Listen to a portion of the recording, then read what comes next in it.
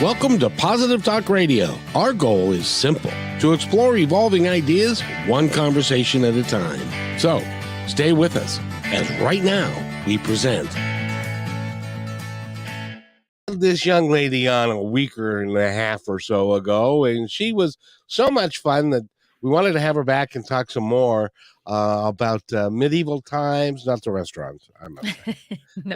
and what she does with the information that she's got from the history books. And I love talking about this because I learned so much. Well, it turns out, and just so you know, we're talking about the medieval times, which is roughly the year 500 to 1500, about 1,000 years in there. But if you're wondering, what we think we know about that time, we absolutely don't have any idea about, because it's completely different. Because I would say something, you'd say, no, that's not the way it works. That's not the way it was. And Gently. and you were very kind.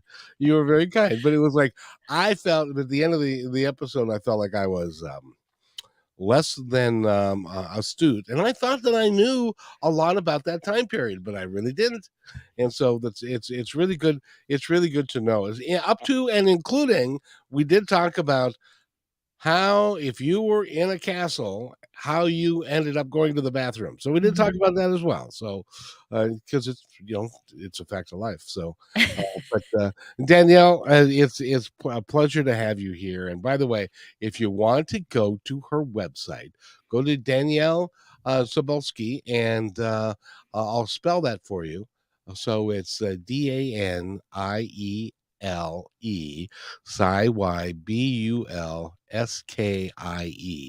and she is a perfect guide to talk to you about anything about the medieval stuff that went on, and you really have set yourself up for being the foremost expert on this. Would you consider yourself one of the foremost experts on Oh, the well, medieval times? I don't know about one of the foremost experts on it, but I am visible, definitely visible now because I have a podcast and books and that kind of stuff. So yeah, I would like to call myself an expert at this point because I've been studying it so long, but one of the foremost, I don't know about that. I know a lot of very smart people. And I've been waiting all week to ask you this question. Uh-oh. What is it? Who, if you had to pick one character from that 1,000-year time period, real or imagined, as your favorite, who would it be? Oh, that's a tough one. I have 2. I have one real and one imagined. So the Oh, real perfect. person is a woman named Christine de Pizan, who might be the first professional writer that we know of from the Middle Ages. And so she was a really interesting woman. She was born in Italy. She moved to France because her dad was basically a doctor at the French court, and she was very learned, and she had this beautiful arranged marriage. She loved her husband. They had a few kids, and then he died, and she had to find a way to make a living. And so she started to write, and she wrote just the most amazing stuff. So she wrote a few things that were really conventional. She wrote some verse. She wrote a chronicle of one of the kings, which is still pretty amazing that she got asked to write this. But she also wrote books in defense of women. So there was a lot of misogynist stuff happening back then. People were relying on really literal readings of the Bible that suggested that men were in charge of women. And Christine, while she was still following Christian doctrine, she was pushing back and saying, women are just as smart. We just don't get educated as often. And she wrote this really amazing book called The City of Ladies that goes point by point of all the misogynist stuff that people were saying at the time and refutes it. So she was a really, really amazing person. So And that's my real person. what was her name again? Christine de Pizan. And was she French? She was Italian, but was raised mostly in the French court. So she spoke both, and she did most of her writing in French, as far as I know. See, then now that's a really big deal, isn't it? Because in Yeah. those days, women could not write. Women were not allowed to be on stage, any of that stuff. Yeah, well, this is before people were routinely on stage. So most of the plays that were happening at this time were put on by a traveling group of actors, or they were put on as a celebration of moments in the Christian year, at which like everybody would be involved in putting on these massive shows. So it's not the same as Shakespeare's day when you couldn't have women on the stage. But it is true that women, well, they could write, they were not paid for it. Not usually. She's the first professional writer I think that we know of, at least currently, that was making an actual living off that. And so she talks about her experience in her books. So you can learn so much about France around the turn of 1400. She wrote about Joan of Arc. That's really interesting too. So I would love to sit down with her and just chat. Oh, that would be interesting. That would be Yeah. interesting because even the story of Joan of Arc is got its basis in fable, doesn't it? Well, Or is not it more? Is fable. it is it more true to what we know to be historically factual? Yeah, so most of the stuff that we know about Joan of Arc is actually based on the trial transcript. So when she was put on trial as a heretic, we have the transcript from that. So we know it's not word for word because back in the day, lawyers used to use, or clerks who were in the court used to write down things kind of in shorthand, and they'd write it in Latin, even though people were speaking French at the time. So it's not exactly word for word, but it's very close. So most of the stuff we know about Joan comes from the trial transcript where you had people from the church who were saying, where were you born? When did you first hear the voices? What makes you think that they're real? And so you have some really spicy retorts from her saying, I already answered that. I'm not going to answer that anymore. Or she gets sarcastic with them and they get pretty upset about that. So it's the transcripts that we have that tell us much about her life. So it's not really fable, although I think that if you watch a movie about her or something like that, you probably have quite a lot of fabulous elements in it. Now that brings up one of the other things that we covered a little bit last time, but not really, was that when they put someone to death, by burning, Yeah. was there a specific protocol that they used, or explain what that was? Yeah, absolutely. Okay, so you have to bear with me for a second. So most of the time, there were two ways that you were passed through the legal court system, right? So you had the king's justice and you had the church's justice. And things like blasphemy, heresy, those were prosecuted by the church, but the church was not allowed to kill people, right? It's against the 10 commandments. So they would hand the person over to the secular court, the king's court, and say the ideas that they're passing around are a danger to society. So basically, this person's a traitor. So we need you to get rid of them. So it was kind of like one hand washing the other hand. So they would hand them over, yeah, to be executed because the church could not execute people. And then I think there's a lot of misconceptions about how often this happened, who this happened to. But if you were to recant, like you were to say, I made it all up, I'm not actually believing this stuff. Like Joan recanted, they brought her to the stake and she said, "Oh no, no, no, no. It was devils, it wasn't angels. I take it all back." And they brought her back to the prison and she wasn't burnt, but they really kind of stacked the deck so that eventually she put on men's clothes again, which she was not allowed to do. And that at that point, she was so upset by the way she was treated afterwards. She said, "You told me you're going to treat me well and you didn't. I don't care." And she took back her story about the voices. And at that point, she was burnt. So basically, if you were to stumble and say something that the church was against at the time, and you were to take it back, or you were to repent, or you were to confess, you would be fine. You might get a punishment, a small punishment, but you wouldn't be burned for that. The people who got burned were the people who were like not going to ever give up their stories. They were a danger to the community, to the Christian community. Those were the people that got burned. And Joan was never going to make it out of that because she was really a political agitator. So that story is very complicated. If you want to learn more about that, the best book on that, in my opinion, is by Helen Castor. I think it's just called Joan of Arc. Well, now she was who was she was in prison. Where was she imprisoned? Was it France or was it England? In France, but that's a good question because at that time, that part of France was taken over by the English. It was during the Hundred Years' War. Yeah. So it's tricky because much of continental France had changed hands. Sometimes it belonged to the English and sometimes it belonged to the French. But she was burned by the English, really, but the French did not want her back at that point because she was making trouble for them already. So, it's complicated. Basically, the short answer is it's complicated, but people were not burned for just, sneezing the wrong way. Well, and the same thing happened to Jesus of Nazareth when uh, he was convicted by the Pharisees, and but they weren't allowed to actually kill anybody, so they had to go to Pontius Pilate to get his blessing and for him to assign whatever punishment was going to be made. Yeah, I've never actually made that connection, but you're right. It's a similar story where you're saying this is a traitor. You can execute them now, you know? Yes. Yeah. Yeah, and, yeah, and I hadn't made that connection.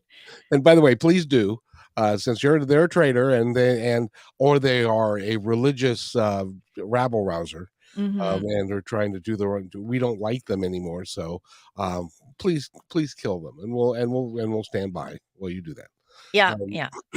but now, was in the process of the burning at the stake itself, was that designed to be a slow, gruesome thing, or was or did they have a protocol so that so much wood and how high it had to be and any of that kind of stuff?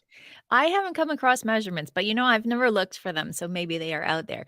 But it was more about purgation, right? You had to get rid of this person as much as possible. If you leave them behind, if you leave their bones behind, they could be worshipped as a martyr or something like that. So it's like purging them from the community. So it's not really about being torturous. I don't think they cared about it being torturous at that point. You're going to be burning in hell anyway, they believed. So it didn't really matter. But I think it was more about purging the person from the community rather than causing them a lot of suffering. So they wanted to make that fire hot, hot, hot, and high, high, high, so that it would burn them completely. Well, I've heard some things about how people who were friends of these heretics might put things on that were smokier so the person might die of the smoke first and have less suffering, but I don't know where I've seen that, so don't quote me on that. People should do their own research. See, I this is why I'm not one of the foremost experts.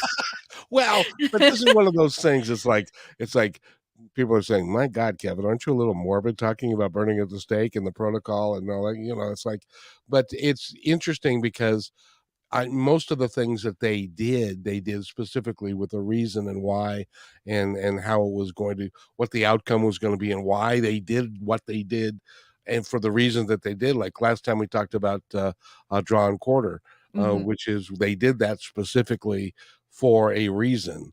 Yeah.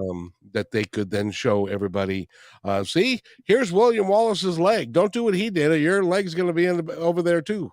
Yep. Yeah, exactly. And I think that's a really good point, and I appreciate that you're bringing that up again, is that nobody did these things just out of sadism. Like, there were reasons for it. We may not agree with the reasons for it, but people did have reasons for it, and I think it's important to understand a culture, before you just write it off as being sadistic. Exactly, because there are different times frames, and like in Count Dracula, he was not in the Middle Ages. No, not that I know of. I think he was a bit later. Now that's a guy that liked to impale people. I think Uh, that yeah. was but that was not a standard practice in the Middle Ages. No, no, no, no, no, no. I mean, that's why he's legendary, because he was unusual and really disturbing and And disturbed. disturbed. Yeah, exactly. I mostly look at Western Europe, so what was happening in Vlad's area, I don't know all that much about. Yeah.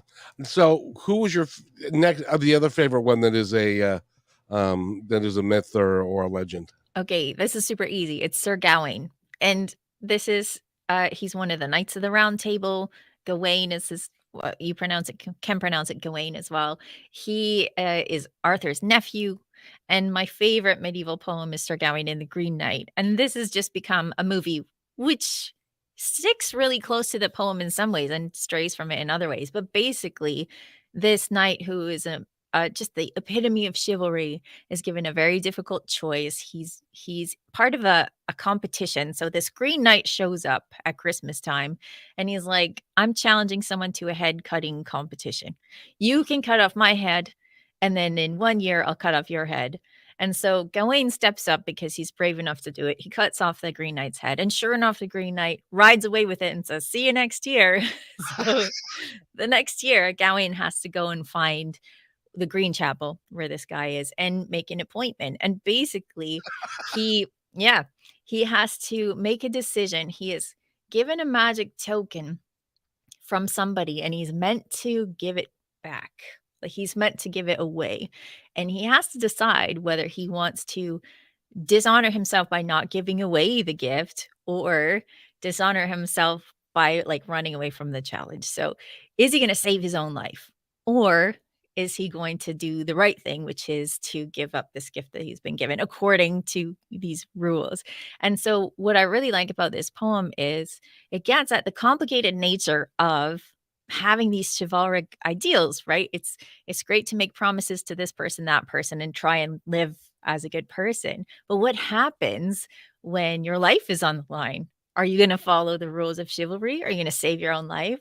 And so it's not only a really beautiful poem in the way it's written, but it's also an interesting poem in the subject matter. And uh, I don't know if people know this, but J.R.R. Tolkien didn't just write like Lord of the Rings. He was also a medieval scholar, and he translated this into a really beautiful translation that people can read in modern English. So if you want to read this poem, you can find Tolkien's translation, and it's really beautiful. That's pretty amazing, quite frankly. Because, because we think of things like, King Arthur and the Knights of the Round Table as being myth. Mhm. Um, and it may have been, but were there elements of truth to it, do you think? Because isn't in your research and isn't a lot of things that we would call myth now, don't they have an element of truth to them somewhere along the way, or do they just make shit up? I think it's a little bit of both. I think that usually you have the grain of an idea, a story, and you run with it, and it gets bigger than it is. Like there were other outlaws, real outlaws, that have probably informed the character of Robin Hood, for example. And he was probably not a real guy, but some of the stories may have been based on real outlaws. And then same with Arthur. I don't think there's any evidence personally, and you're gonna get, like, email about this probably. I don't think there's any evidence to suggest that he was a real English king. There were some people that you might be able to say possibly fit that mold, but the thing is, all of the stories about Arthur are mostly reflections of a much later society. Like, even if he was a real guy, he doesn't bear any resemblance to the guy who was riding around with Lancelot and having tournaments. That is a time period that's separated by almost 1,000 years. So, you know, he maybe there was a guy, but he wouldn't resemble who he is in the stories. Do we have any idea where the code of chivalry came from? No, you have the most interesting questions. Okay, so I'm just writing a book on chivalry. I'm in the copy editing Oh, stage. cool, cool. Yeah, it's coming out in September, but there is no one code of chivalry. And in fact, I went to a conference where there was a whole panel where people were discussing like what is chivalry.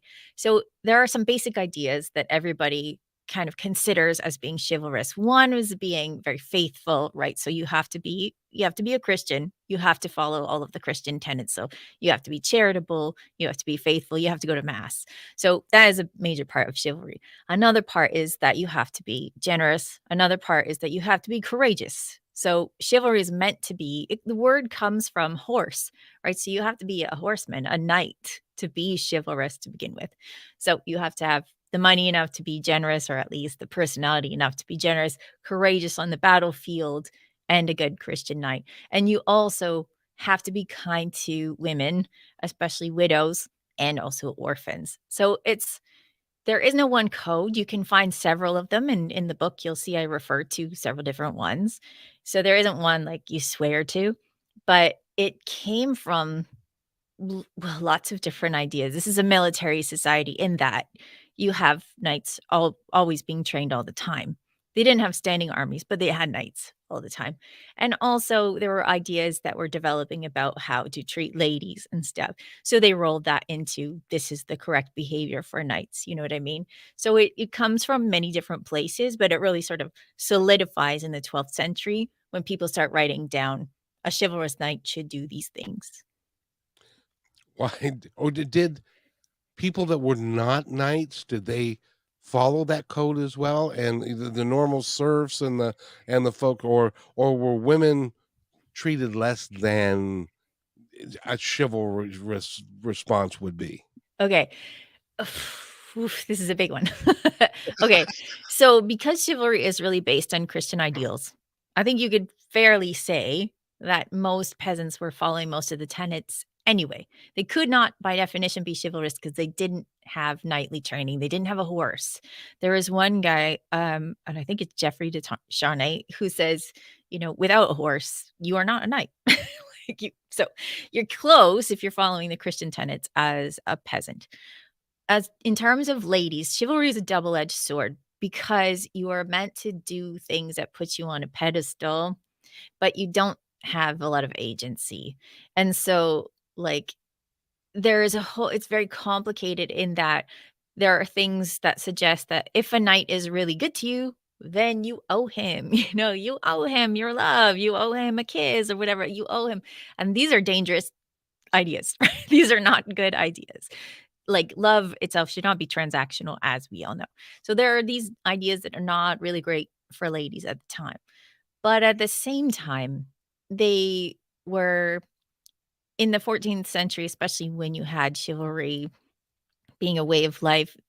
This is also a time when they might have had a few more rights. So it's it's a very complicated topic. Would you want to be a woman in the Middle Ages? Not really. But they did have more rights, legal rights, and things that they could do than some ladies in other centuries, in later centuries. So yeah, it's not if you went back to the Middle Ages, you'd want to be the king. You wouldn't want to be a lady. Well, let me ask you about that, because earlier in this conversation, you mentioned that um, the lady was in a prearranged marriage. Was that really common back then, or was that just amongst the royals to solidify power and to do that sort of thing? See, these are such good questions. You're right. You're right that Yay! it was more common, much more common amongst the aristocracy. And this is because marriage was a way of transferring land, right? Because you had dowry, the land would come with people. And so these alliances were made mostly amongst the aristocracy. So if you hear about someone getting married at the age of 12, for example, that is going to be an aristocrat. That is not going to be a regular person on the street. And that is because they want to solidify those ties early and before it can be, like, undone, right? While there's still good blood, let's solidify the ties. That being said, a lot of times the marriage wasn't consummated at that point because the person was too young. The girl was too young. It was dangerous to have children that young. So consummation might happen later, but sometimes people were married at the age of 12, but those would be aristocrats. Yes. Brilliant, because I was gonna ask you about that, because as we know, especially back then, I would assume, since, they didn't have as many artificial hormones and that kind of thing as we had today, that a 12-year-old girl in the Middle Ages was really a 12-year-old girl, not somebody who looked like a woman who was a 12-year-old girl. Does that make sense? Yeah, yeah. I mean, I don't really know a lot about the biological differences that you're getting at. Like, and even now, the moment that a woman reaches maturity is going to be different. Like, it could be 9, it could be 14, could be Right. anywhere in there. But we do know that sometimes people consummated their marriages. We know this because there's a pregnancy that comes from it, and people are not super into that. For example, the mother of Henry VII, Margaret Beaufort, had him at the age of 12 or 13, and people were like, "Oh, it's kind of young," So it wasn't something that happened a lot. People would wait because it was safer. Like, once you have this marriage that's keeping your alliance together, why risk it with childbirth?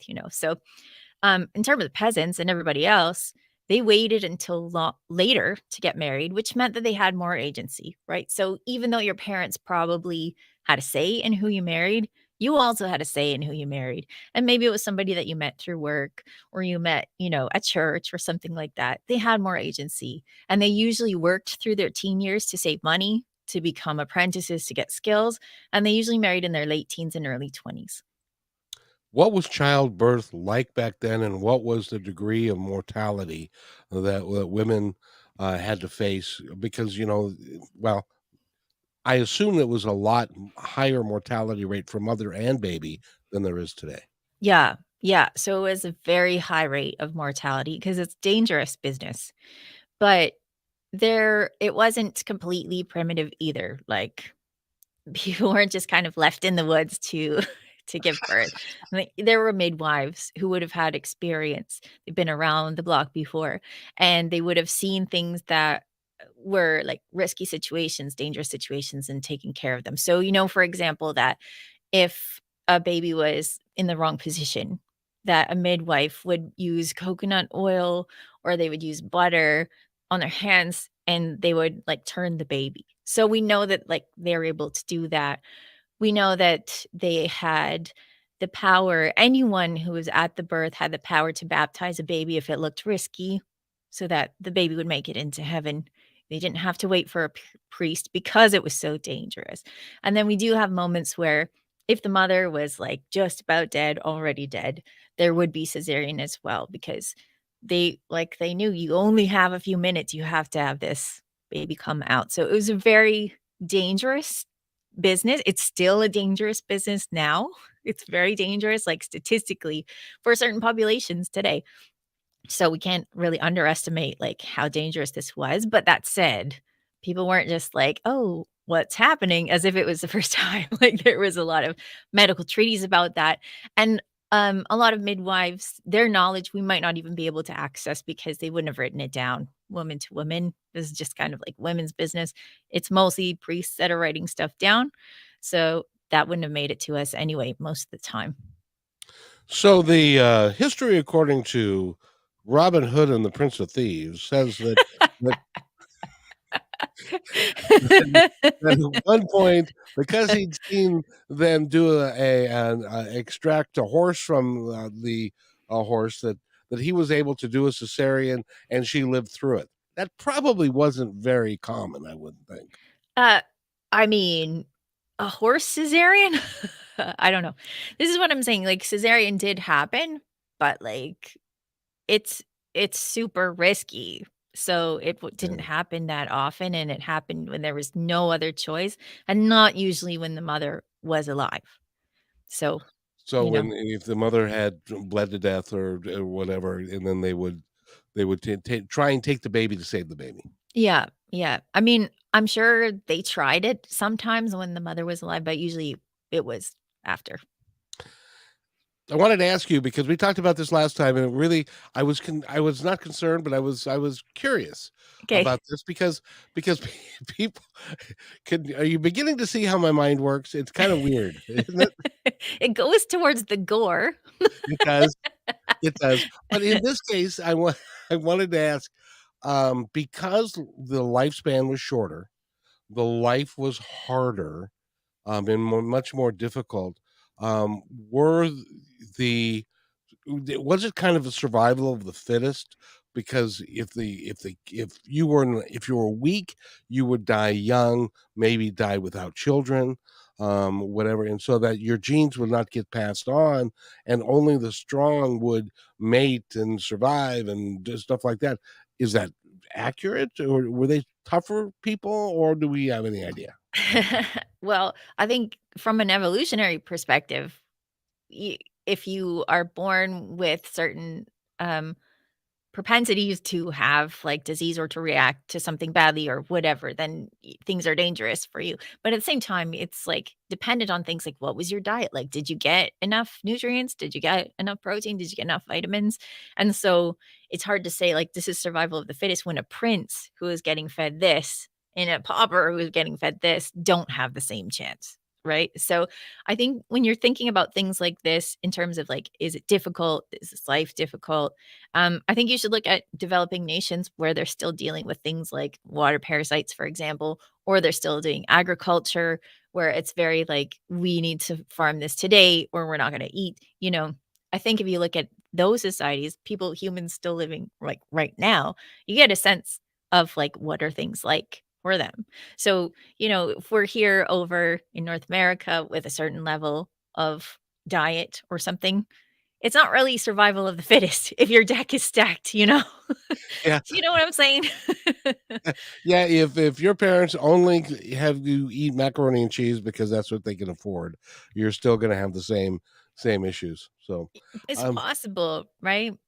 yeah. So another question for you, This is which what I'm is, here for. That's what I I live know. for. Well, I really just enjoy the conversation because you're very gifted at what you do. You're very fun Thank and you. stuff. But a couple of issues about I'm just a day-to-day peasant life.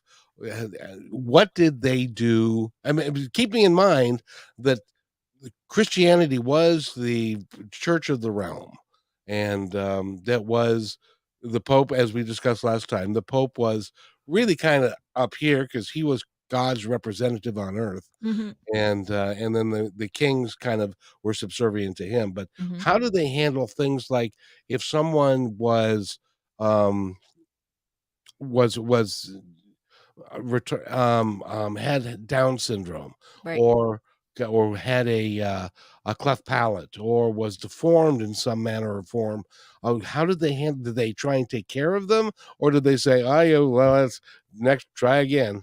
Yeah. Well, again, I think we need to take society right now into account where you have some people who are treated very badly because of a disability and some people who are supported because of a disability. So I think that there is a misconception that people thought that if someone is not born perfect, then they're like the son of the devil or something, or you should kill them or whatever. This is not really how it was. Like, did that happen occasionally? Probably, but that probably is happening today somewhere, So most of the time, people were taken care of. And there are lots of laws on the books that suggest, like, if you have a person that is born with an intellectual disability and they are the heir to something, then there are some legal protections in place that make sure that that person is not taken advantage of, that their estate is taken care of until someone else can take it over. So they are cared for. And what's really interesting to me is that you have a lot of people who are going off to war, for example, especially during a turbulent time like the Hundred Years' War. And if they come back with something that is like PTSD, or they come back with a head injury and their mental capacity is different, then there are safeguards in place for those people too. So there were lots of laws that would encourage people to take care of each other. Plus, there's also the human inclination to take care of each other. Like, if you've had a baby, and it might not have turned out like quote unquote perfectly, you're still gonna love this baby like it's human nature. So I think that it runs the gamut. There are some people who are intolerant, and there are some people who are very caring. And I think humans have been the same for 2,000 years. So you would find that in the medieval world as well. You know what I'm learning from this is that they were not now. Okay, they couldn't drive a car. Buying a horse was probably horribly expensive. Yeah. And that which is why most people didn't have one. Mhm. But by and large, they were just people like us just trying to get by. Yeah, yeah, and that's exactly the point that I'm always trying to get across is just people trying to get by, and when you read stuff from that time when they write something, you see that. It's like no time has passed. They're speaking directly to you, like a monk will write at the end of a manuscript, like, "I've been writing this all day and my hand is so tired." Like, it's just humans. It's just humans, and I think that we are starting to recognize that more as a society. You're starting to have fewer depictions of medieval people being dumb, and I think that's really good, a good progression because yeah, I mean, if you were to put one of us back at that time, we would have to figure things out the way they had to figure things out, and I think if you brought someone forward, they would be able to master a smartphone in an afternoon. Like, these are just people. And they would really like indoor plumbing, because I tell you what, that's what I'm convinced that that's why the population was kept down. Nobody wanted to come here because of lack of indoor plumbing. Population was brought down by the Black Death. I don't know what you're talking about. That also, yeah, I wanna talk to you about that, but first, how did they handle, because I haven't heard a thing about this aspect of it, but, the statistics will tell you that at any given time, 10% of the population is homosexual, Okay. and at least from my perspective, and you may have a different number, but how do they handle how did they handle homosexuality? Oh, this is a really good question. Now, I will say, because you asked, I don't know statistically what the population was at any given time. And there would be no way to find out in the Middle Ages because technically it was a sin. But that being said, you sometimes had people who would be punished if they were out, what we would say as out. And then you'd have sometimes people who were just living kind of under the radar and nobody cared and nobody said anything.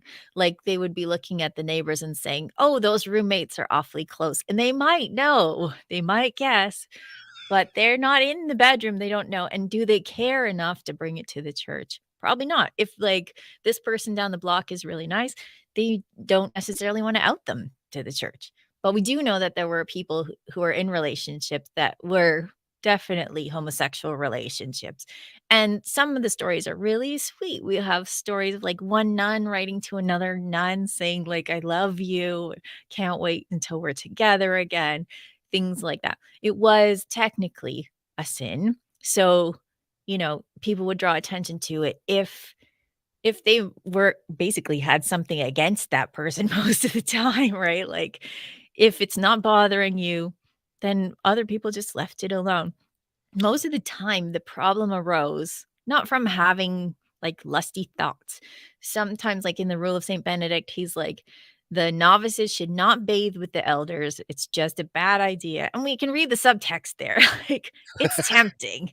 It's tempting to have these young men around. But the problem came when people were subverting what were thought of as natural gender roles. So we have, for example, one trial where there was a woman in Germany who was living as a man, and she was in a relationship with another woman, and she was, like, in this relationship as a man, as, like in I should mention that in the Middle Ages, they only thought there were 2 sexes, right? So, now Right. we recognize many genders. At the time, they thought there were 2. So, for this woman to live as a man, this was a transgression, and this is the real reason that Joan of Arc was burned, not because they thought she was like a witch, is because she was wearing men's clothes. So she was living as man, and whether Joan was trans or not, that's what they got her for, like, that was what they pinned it on. So when they put her back in jail after she recanted, and they only gave her men's clothes or nothing, and she put on the men's clothes, then it was it for her. So Probably was cold, and she needed to warm up. and she was in, as Helen gets at in the book, like, her book, she was in a prison full of men without the right clothes. So, of course, she's going to put on these clothes, right? Like, it's gonna happen. Eh, So, you think about her story in those terms. But really, there were people who were homosexual in the Middle Ages as any other time, but they would have been living a closeted life most of the time because it was too dangerous to be out. that brings up an interesting point that Joan of Arc was in prison with a bunch of women, actually, excuse me, a bunch of men, and they gave her men's clothing that if she put them on, they were gonna burn her at the stake, and if she stayed naked, she still had the problem of being in prison with a bunch of men who it's Yeah. because I assume they didn't have, like today, they didn't have a women's wing of of the prison. That No. you were just there. And No, you what a gotta point. remember, they wanted her to burn. That was their objective, right? So they put her in a terrible situation, and I didn't even know that until I read Helen Castor's book. This is years into me being a medievalist. I didn't know this until I read her book, and then I looked at the transcript, and you see she is very feisty, she talks back, she's very confident, then she recants, then there's a space of about 3 days, and then the way she speaks to the I don't wanna say inquisitors, that's not the right word. The way she speaks to the administrators afterwards, she's practically hysterical. She's, like, so angry, and she's so upset, and, like, they had her. They had her. She had to put these clothes on, and then she was in trouble because she was transgressing gender roles. And I'm sure that she had been abused Yeah, voraciously during that time. I'm sure it was a horrific time for her, yes. It's that's just that's just amazing that one human that as human beings, we can do that to each other, but it Mhm. continues today. I just a real quick story. We're talking about, that those 2 nice men that live together. Oh, they're great people. They're in the community, and they help people, and they do stuff. When my grandfather died and my grandmother moved into a mobile home, she had 2 neighbors, Dick and Harry. I don't Wow. know, then that was just Where's the Tom? and and and I was like 13 at the time, and I remember it never dawned on me, it never crossed my mind, but I remember them having a conversation. Those are 2 nice men. They probably are both, widowers, and they just are splitting there to just living there to save expenses and stuff. So it didn't even dawn on them, and this is like 30 years ago. So Yeah, yeah, I mean, if you are not drawing attention in the street, then nobody has anything they can accuse you with, so that was the safest way to be with a person that you loved, right? well, and the thing that you also mentioned was that, if you are in a community now, they weren't big cities like we have today. You might have blacksmith, or a tailor, or somebody like that, that the community needed, and so rather than turn them over to the church, you would say, "Here, could you mend this?" Right. Yeah. Yeah. And so people were very litigious at the time. They loved to sue each other for all sorts of things. But you do see, like, this seems to be bad blood here. Like, it doesn't seem to be about the thing they say it's about. So I think that we don't have as many trials for, like, what we would think of as homosexuality now. Um, as many as maybe you might think there were, and I think this is because people were closeted and keeping to themselves, and as long as they, didn't give people a reason to suspect, then they could live a life that was with partner, perhaps as, a quote unquote roommate and get along. It is so sad that we as human beings have to put up with that stuff, but, you know, I agree with you. Yes. hopefully we're getting better. We're certainly not there yet, Not and there yet. I think in 1,000 years, when there's 2 people having a conversation about this particular time, there'll be lots of stories that'll be made up about how weird we were, or are 1,000 years from now. For sure. I think about that all the time, especially when, the book that I'm writing is called Chivalry and Courtesy, and it's not only about chivalry, but about etiquette. And so it's making me look at people today, and our table manners and how they're similar and how they're different and how people are going to look back on us. How good are our table manners these days? I mean, they're very similar, right? We have books that are books of etiquette, mostly written for boys, um, because these are the boys that are gonna read, right? They're in school, so that's why they're dedicated to boys. But they're saying things like, "Don't talk with your mouth full. Don't put your elbows on the table. Make sure you're not, like, blowing your nose on your sleeve." Like, it's so similar. It's the same things that make us grossed out at the table made them grossed out at the table. So even things like just not talking too much or taking too big a mouthful, like, it's very common, it's very similar. That's because it's irritating when somebody's eating with their mouth open and stuff. Yeah, right, yeah. So now our time together is growing short. First of all, will you come back again sometime? I really enjoy talking to you. Of course, of course, this is really fun for me, and you ask, like, the best questions. Well, thank you. Thank You you. make me work hard, but in the best way. Well, I gotta ask you, because of course, we just came through our very own pandemic. Mhm. Um, how bad really was Black Death? It was unimaginable, unimaginable, because the death toll was somewhere between a third and a half. of the entire population.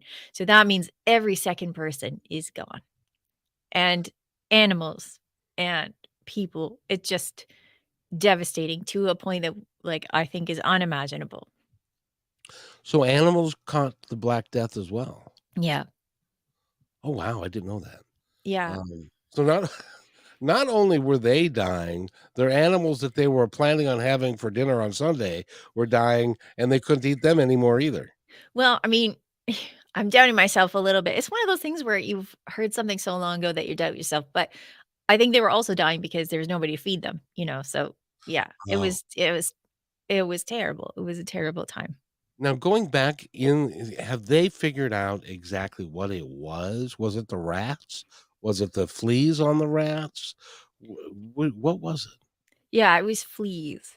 And for anybody that wants to know anything about the Black Death, and hopefully I'm not, like, saying the wrong things here, Monica Green is the person to go to. She is just an amazing scholar. She knows everything about the Black Death. But it was a bacterium called Yersinia pestis, and this still exists. Like, you could catch it in Arizona. You could catch the Black Death from a rodent. But the difference is that we have antibiotics. You could catch it early and you could kill it with antibiotics. They didn't have that at the time, and so it just wiped people out. I heard a story, and I want to get your opinion on it. Um, is a guy was saying that in the Middle Ages during the time of the Black Death. What, by the way, what time period was this? The Black Death, it hit, like, most of Europe in 1347. So this was just it was there and then it was gone. No, no, no. First of all, it started in Asia as far as we know. That's when the migration of Everything starts in Asia, apparently. No, like, I don't wanna say this as if, like, it is the fault of anyone. It's not the fault of anyone. It's probably the fault of climate change, and so these rodents were on the move. And there just happened to be a population, a pocket of this bacterium in Asia. And it moved through Europe into Africa, everywhere. So it was everywhere. And now I've forgotten your question. Well, I wasn't I wasn't done I wasn't done yet because another question came in the middle of that question, and so I asked the other one, and then now we're gonna finish up this one. Now the individual was saying that cats, by and large, were not domesticated in the Middle Ages. Is that true? Or is that Well, like, what is your definition of domesticated? Like, were they fed by people? Were they housed by people? Yes, they were like pets, but they didn't usually like hang out inside all the time. They had a job. They were mousers. and which brings me to there were people that had an abundance of cats that would go and they would, um take care of the rat population and therefore take care of the um, flea population. And so there were pockets of people that were by and large unaffected by the Black Death, or was it? Is that because then he said that they were considered heretics because and devil worshippers because they, you know what I mean? Somebody's going down that road, and I don't think that Yeah. was accurate. Okay, so what I would say is there were definitely places, and we don't know why, that weren't as affected by the Black Death. We don't know. Could be anything. It would probably not anything to do with cats. I would say it's probably not anything to do with cats, and it was nothing to do with heresy. And the thing I think it's important. So I did a TED Talk, and if you listen to my TED Talk, you'll hear me kind of rant about this. When the Black Death hit, people did anything to try and stop it. So like COVID, I'm not underestimating the impact. It has killed millions, but it has killed like 2% of the people I think that it infected or something like that. Whereas the Black Death, we're talking about 50%, sometimes 60%. Like, people did anything to stop it, and so sometimes they thought praying would do it. Sometimes they thought, like, covering their face, smelling something that would, like, counteract these nauseous vapors. They tried anything. So, like, it wasn't necessarily true that people thought it was caused by, witches or anything like that.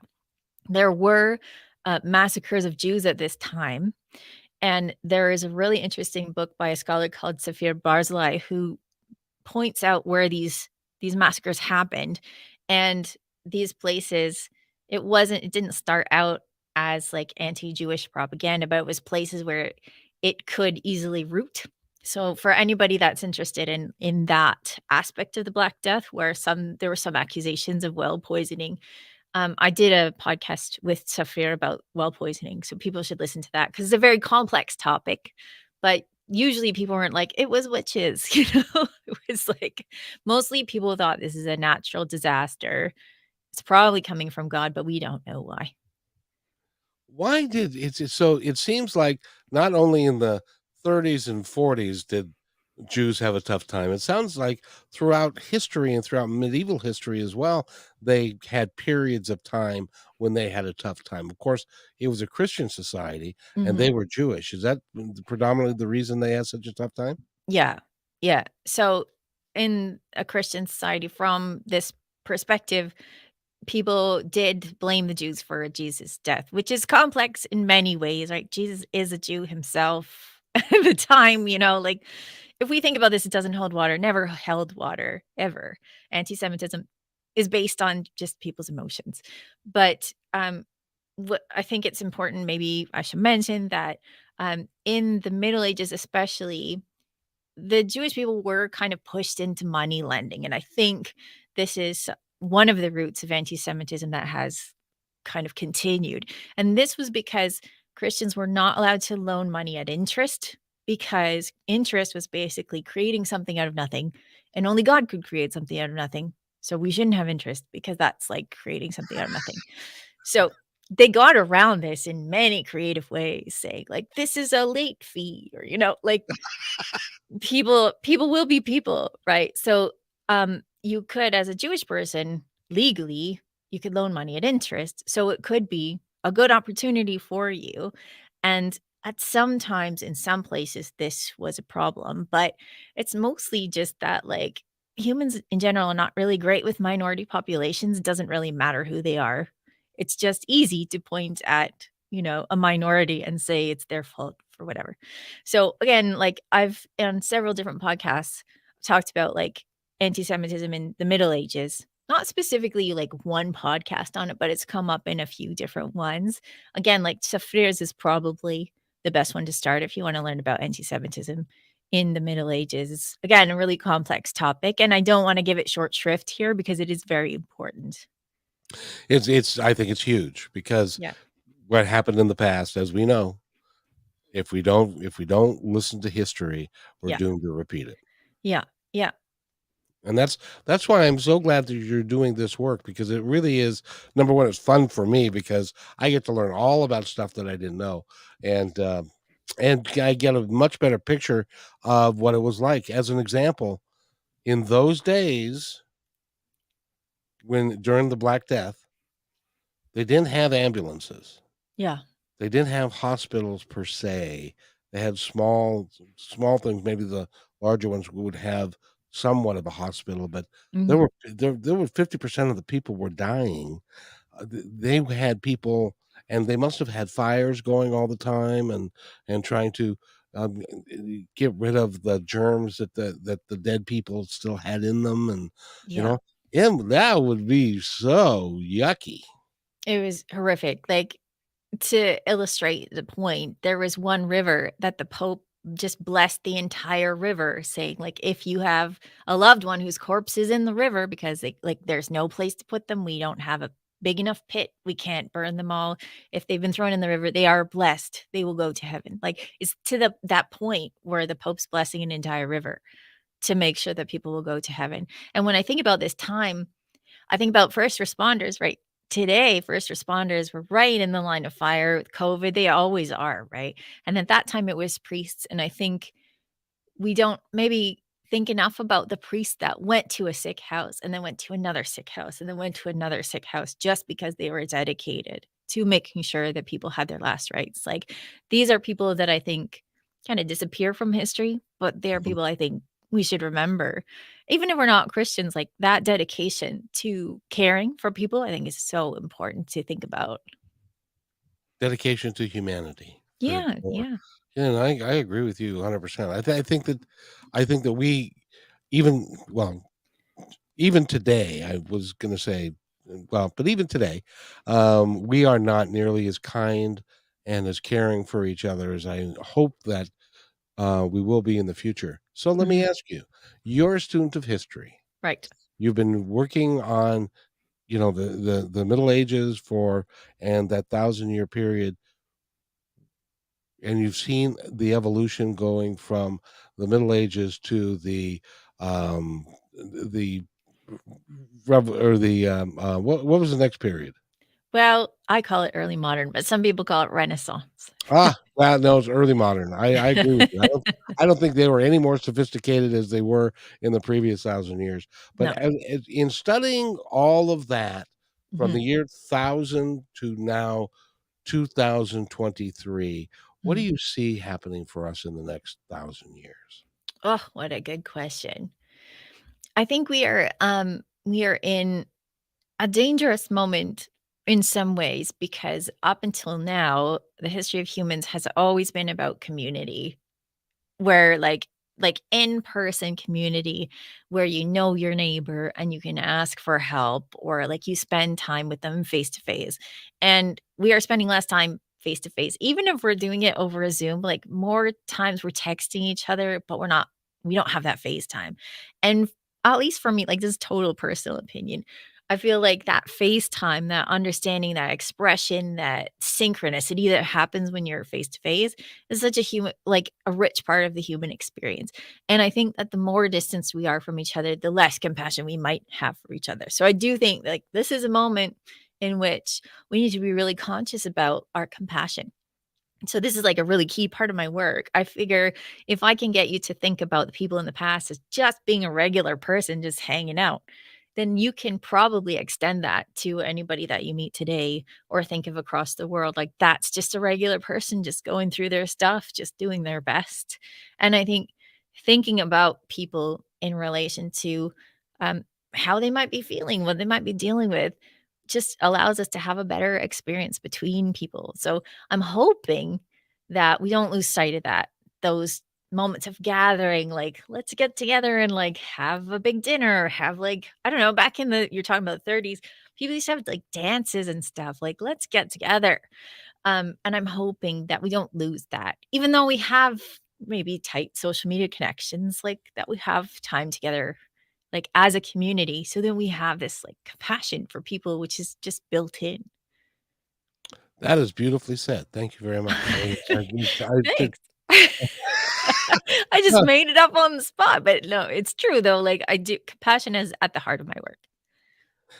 and we as people need to understand, well, as an example, throw in global warming with all the other stuff that we've got, which is, you know, Mhm. we people stop to think or don't think about the fact that the internal combustion engine really came to prominence no more than 110 years ago. Mhm. And everything's changed. In 100 years, everything's changed, and we've got to figure it out because if in another 100 years things are going to be changing even more so, and I'm real hopeful that we can work together to figure it out. But in to do it, we're going to have to do it all together. We Yeah. can't we can't get into our little communities and our little I'm this way and you're that way and that means that you're less than we can't do that Yeah. anymore. Yeah, I would agree with you. And I do have hope because, like, history goes through cycles. Things are bad and then they perhaps are good, or things are good for this person. And then, someone helps them out if they need help or something like that. I do think that as humans, we are built to help each other. And I do think we have the opportunity.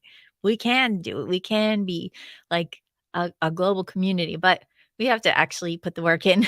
It's not just going to happen. Like, it's not just going to just overnight become utopia. If we want a better world, we have to work for it. Did you ever think that there would be 8 billion people on the planet? No, because I can't even picture 8 billion of anything. Like, it's just beyond my imagination that many people. And It's yet, yeah. I'm from Northern Ontario and there's still a lot of space between people. And it's mind blowing what this planet can hold. It really is. But Uh oh. conversation with one guy, and he said, "Can you imagine the pile of poop that's left by 8 billion people?" Yeah. We gotta find a use for that, man. Well, yeah, we do. And so, oh Yep. my goodness gracious, Danielle, your website again is, DanielleCybulskie.com. and you got a book you can buy, right? And you got Yeah. another one coming. Yeah. I've got this book that's coming out is number 5. So Uh, if you go to my website, you'll see, the other ones. The most recent one is How to Live Like a Monk: Medieval Wisdom for Modern Life. And in that one, I bring together like modern psychology and the monastic point of view. So I think it's a fun one. It was a good experience writing that one. I also have a I podcast too. was, I The know, and Medieval you are a Podcast. podcaster of note, and a TEDx talk person, Yeah. and you're very gifted at what you do, and you're just delightful. And I have to have you back now because we were going to talk about the monk and the monks and medieval wisdom, but Yeah. I mean, I just got. I'll come back. I'll come back. I want to have you on KKNW again. That's where we want to go next. Sure. And we'll talk about that. How's your podcast going, by the way? And it's the Medieval Podcast. Is it like, as they say, just go to your favorite podcast channel? Yes, your favorite podcast channel. You will find it. And I mean, I gave it like a really bland title so that it would be easy to find the Medieval Podcast. It's going really well.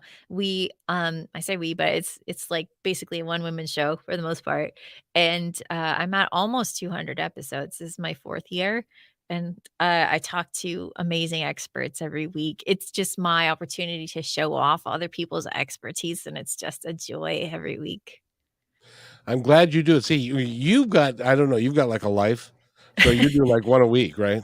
Yeah, I do 1 a week. Yeah. Yeah. I don't I know do, that I have a life, but I do I 1 do, a week. I do 5 to 8 because I have no life.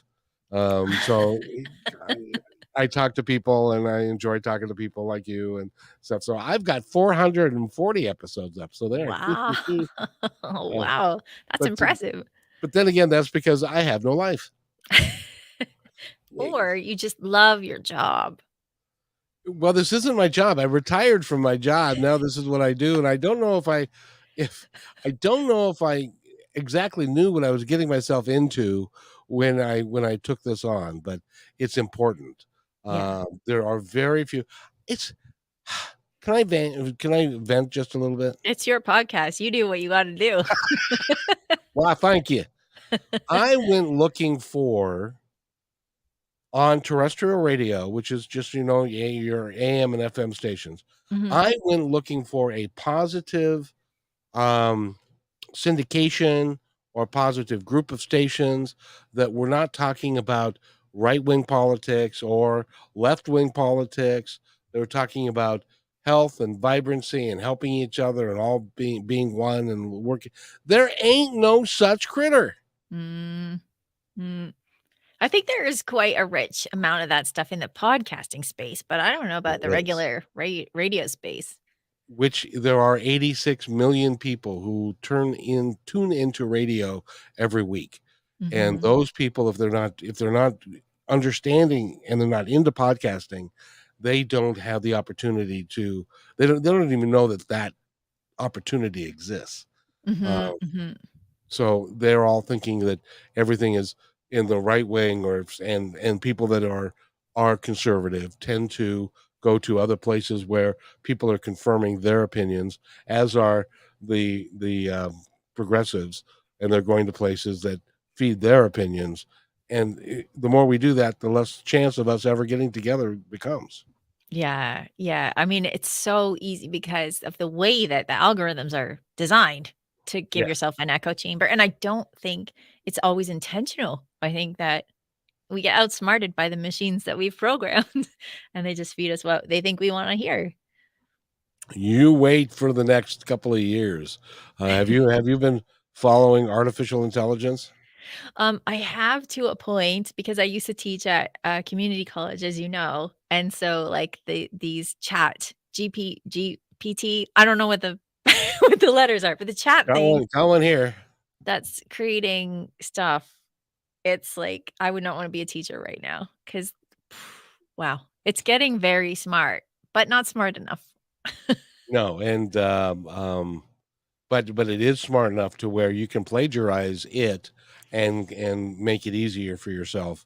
So, but Yeah. kids, and so nowadays, if you can type a keyword in and know the algorithm, then you can do pretty much anything. So, anyway, Yeah.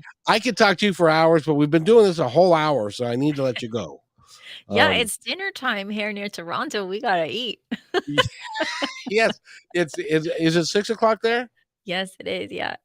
Okay, well, and ladies and gentlemen, she's kicking us off because she's got to go have dinner now. You started it. I, I did. Danielle, thank you so much for being here, and I really, really enjoy having you here. Go to our Thank you. website, go to the podcast.